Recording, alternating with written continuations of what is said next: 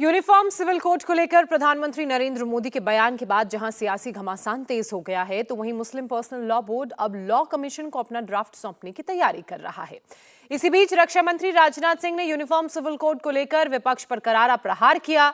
राजनाथ सिंह ने कहा कि विपक्ष ने इसलिए हिंदू और मुसलमान का सवाल बना दिया क्योंकि लगातार वो इस पे राजनीति करना चाहते हैं, जबकि मोदी सरकार ने कभी किसी धर्म के लोगों की प्रैक्टिस पर प्रतिबंध नहीं लगाया। इस पर हिंदू और मुसलमान का सवाल खड़ा करते हैं। कभी हम लोगों ने प्रतिबंध नहीं लगाए थे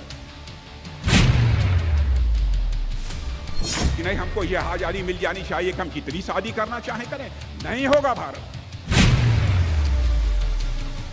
यूनिफॉर्म सिविल कोड ये डिवाइडिंग सिविल कोड है। लोगों को भड़काने का काम हो रहा है। हमने तो हालात और बदतर करके रख दिए।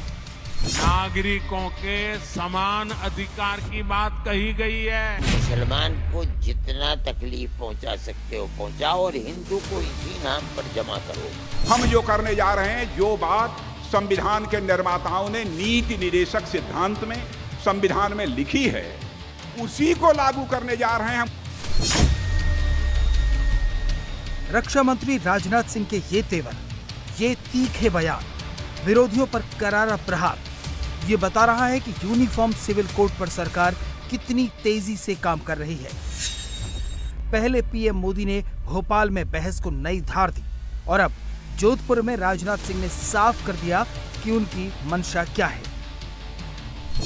उन्होंने भी कहा था समान नागरिक संहिता लागू करें। भाई हमारे विरोधी लोग इस पर हिंदू और मुसलमान का सवाल खड़ा करते। क्या हमारे समाज को बांट कर करनी चाहिए? क्या हम समाज को साथ लेकर, सारे देश को साथ लेकर राजनीति नहीं कर सकते?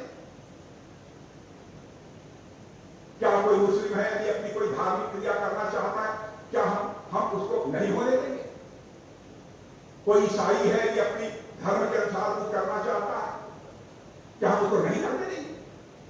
यहूदी करना चाहता है, नहीं करने देंगे? पारसी करना चाहता है, नहीं करने देंगे? कभी हम लोगों ने प्रतिबंध नहीं लगाया है। हम जो करने जा रहे हैं, जो बात संविधान के निर्माताओं ने नीति निर्देशक सिद्धांत में संविधान में लिखी है, उसी को लागू करने जा रहे हैं। उन्हीं के वचन को पूरा करने जा रहे हैं। जो संविधान ने किया, क्यों हमारे ऊपर आरोप है? क्या उसमें पंडित जवाहरलाल नेहरू ने, क्या उस संविधान सभा में सरदार वल्लभ भाई पटेल ने, क्या बाबा साहब भीमराव अम्बेडकर ने? क्यों मोदी जी को लांछित किया जाता है? एक देश, एक विधान नहीं होना चाहिए, एक कानून देश में नहीं होना चाहिए। हाँ, इतनी बात मैं दावे के साथ कहना चाहता हूं, यह कोई कहे कि नहीं हमको यह आजादी मिल जानी चाहिए, हम कितनी शादी करना चाहे करें, नहीं होगा भारत।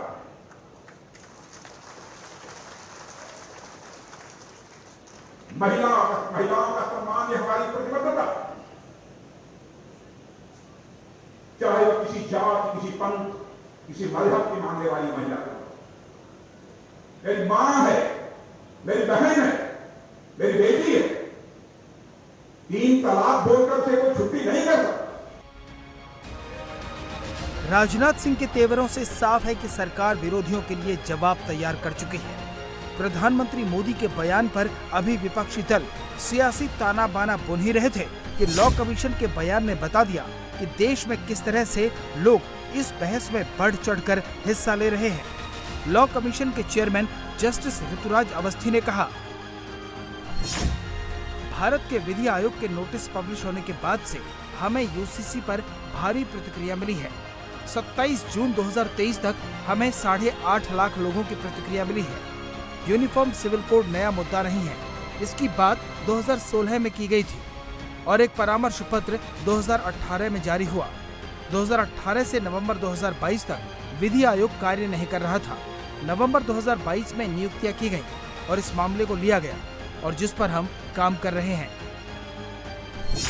लॉ कमीशन ने 14 जून को पब्लिक और धार्मिक संगठनों से राय मांगी थी। 30 दिन का समय तय है और करीब 15 दिनों में 8 लाख से ज्यादा प्रतिक्रिया मिल चुकी है। मुस्लिम पर्सनल लॉ बोर्ड की इमरजेंसी बैठक में भी तय किया गया है कि बोर्ड का एक डेलीगेशन लॉ कमीशन के चेयरमैन से मिलकर अपना ड्राफ्ट देगा।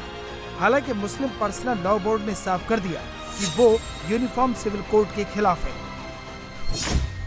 ये एक सियासी मसला है, वो अपने इक़्तिदार को हासिल करने के लिए इस मसले को पेश कर रहे हैं ताकि हिंदू और मुसलमान बिल्कुल एक तरफ हो जाए और वो जीत जाए। मुसलमान का तो एक खुला हुआ मसला है कि हमारा एक शरीयत है और हम उसके ऊपर 1300 साल से इस मुल्क के अंदर चल रहे हैं। हम अपनी ज़िंदगी को उसी के ऊपर रखना चाहते हैं। जहाँ आपको एतराज़ है, आप समझते ही नहीं उस मसले को, आप नहीं जानते उस मसले को। हम ये कहते हैं कि हमारा एक कानून है जिससे हम मरते और जीते हैं ज़िंदगी। आप उस कानून को क्यों छेड़ते हैं? आपके ऊपर कोई उसका असर नहीं है। प्रधानमंत्री जी ने भी यूनिफॉर्म सिविल कोड यूसीसी को लागू करने की बात की है, तो मैं प्रधानमंत्री जी से कहना चाहता हूँ कि एक बार इसके ऊपर असर-ए-नौ विचार करें और असर-ए-नौ जब गौर करें तो मेरे ख्याल से यूनिफॉर्म सिविल कोड को वो वापस करेंगे। इसलिए कि हमारा मुल्क एक गुलदस्ते की तरह है। हमारे मुल्क में यूनिफॉर्म सिविल कोड, एक देश एक कानून, अच्छी चीज़ नहीं है। हमारे यहाँ मुसलमानों में पर्सनल लॉ का मसला है, हमारे यहाँ और दूसरे मसाइल हैं, हमारे और दूसरे शरई मसाइल हैं जिसको हम अपने लेवल से उसको हल करते रहते हैं। जब यूसीसी आ जाएगा यूनिफॉर्म सिविल कोड, तो उसको हम कैसे हल करेंगे? देश के वज़ीर आज़म नरेंद्र मोदी जी का एक विज़न है। यहाँ तक यूनिफॉर्म सिविल कोड की बात है, ये भी एक उसी तरफ एक कदम है। सभी स्टेक होल्डर से फीडबैक भी मांगी गई है और इसमें ऐसा है कि कांग्रेस जहाँ जो बाकी जमातें हैं वो मुसलमान को कभी भी वोट बैंक से आगे नहीं बढ़ने देंगे।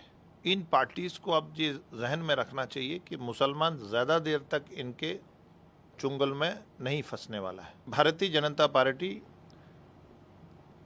हर नागरिक को समान समझती है, बराबर समझती है और उसकी तरक्की करना चाहती है और देश की तरक्की में उसका हिस्सा कैसे हो उस पे वो काम कर रही है। इंडिया टीवी हर वक्त हर जगह डाउनलोड करने के लिए सर्च करें India TV news Google play store या ऐप स्टोर पर।